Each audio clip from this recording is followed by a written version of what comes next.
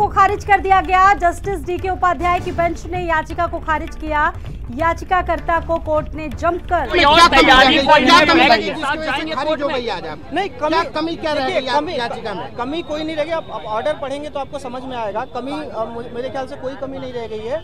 उन्होंने ये कहा कि ये इशू जो है वो एज द जजेस we can not decide this issue, the historians and the academicians should study on this and they should decide on this. क्या माना जाए कि ये जुडिशियल प्रक्रिया के तहत इसको डिसाइड नहीं किया जा सकता है? देखिए, अगर हमारे जो संविधान है, संविधान तो यही कहता है कि अगर कोई एग्जीक्यूटिव पावर्स और हमारी जो लेजिस्लेटिव है अगर कुछ गलत कानून बता रही है, एग्जीक्यूटिव सही से काम नहीं कर रही है, तो हम उसको अपील में हम उसको जुडिशरी के पास जा सकते हैं। हमने एग्जीक्यूटिव को लेटर लिखा, चिट्ठियां लिखी, कई सारे मिनिस्ट्रीज को अप्रोच किया, एसआई को अप्रोच किया, पर्यटन मंत्रालय को अप्रोच किया। उन्होंने नहीं सुना, तभी हम जुडिशरी के पास आए थे। आपके द्वारा आरटीआई को लेकर के भी जो दलील ली थी, आरटीआई पर भी सरकार ने, हाईकोर्ट ने कुछ कहा है? नहीं, आरटीआई के तहत उन्होंने कुछ नहीं कहा। आरटीआई में तो उन्होंने कहा कि आपने जो आरटीआई लगाई थी उसका जवाब आपको नहीं मिला है। उन्होंने जरूर सीआईसी को लेकर, एक सेंट्रल इंफॉर्मेशन कमीशन को लेकर जो हमने किया था वो हमने लगाया था। तो सीआईसी को लेकर उन्होंने कहा कि सीआईसी ने जो ऑर्डर पास किया है वो बियॉन्ड द जुरिस्डिक्शन, उन्होंने अपने बियॉन्ड द पावर जो ऑर्डर पास किया था।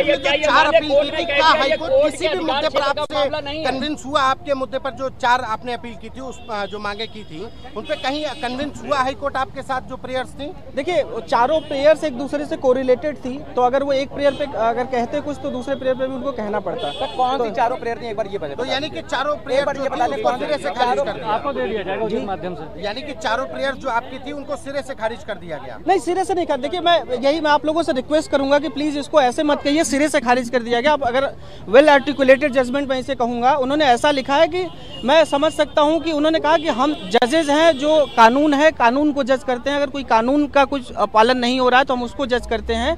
लेकिन यहाँ पे आप बात कर रहे हैं कमेटी बनाने की, और वो कमेटी हम नहीं डिसाइड कर सकते कि उन कमेटी के मेंबर्स कौन होंगे। उन्होंने ये कहा कि इस कमेटी का मेंबर्स एकेडमिशियन, हिस्टोरियंस हो सकते हैं, लेकिन हम किसी पर्टिकुलर इंसान को ये नहीं कह सकते कि ये पर्टिकुलर लोग होंगे।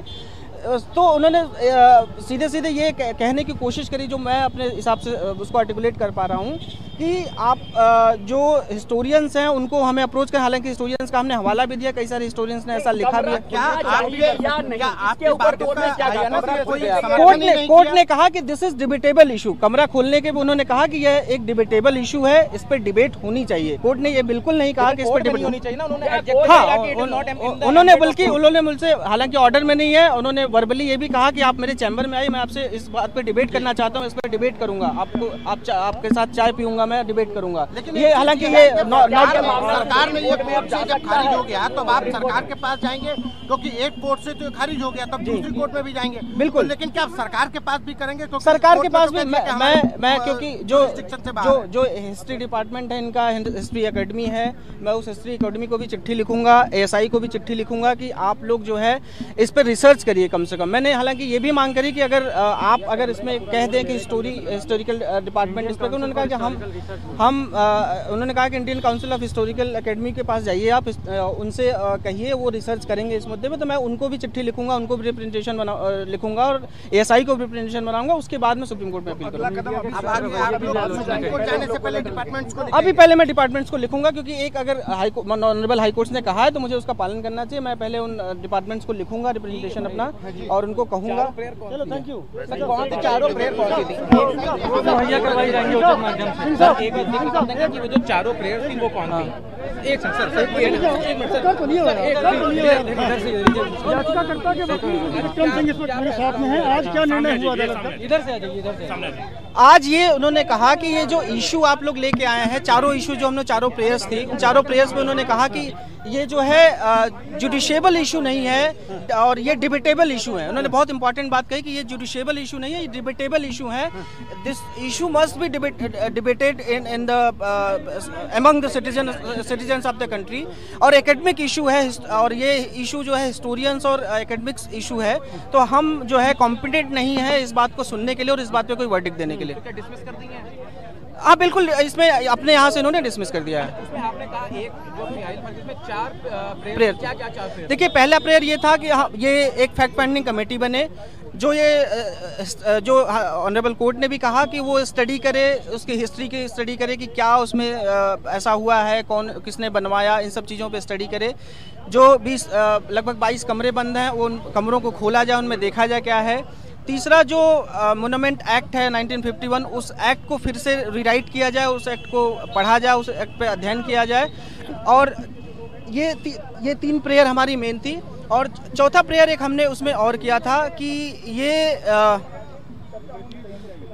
जो नीचे वॉल्स के थ्रू जो कुछ परमानेंट वॉल्स लगा दी गई हैं बेसमेंट में, उन वॉल्स को भी हटाया जाए। क्या ये भी कहा गया जुरिडिक्शन का विषय भी आया कि हमारे अधिकार क्षेत्र में नहीं, ये यूनियन के काउंसिल ने कहा कि ये जो है आपका जुरिडिक्शन नहीं बनता, लेकिन हालांकि पीआईएल में कोई जुरिडिक्शन का इशू नहीं होता। तो मैंने उस पर काउंटर किया, जिसपे ऑनरेबल जज ने कहा, उन्होंने कहा देखिए जुरिडिक्शन और जुडिशिएबल इसमें बहुत डिफरेंस है। आप लोगों को मैं कहूँगा इसको प्रॉपर अपने दर्शकों को समझाइएगा कि जुडिशिएबल और जुरिडिक्शन ये दोनों अलग अलग चीज़ें। जुडिशिएबल उन्होंने कहा कि ये जुडिशिएबल नहीं है।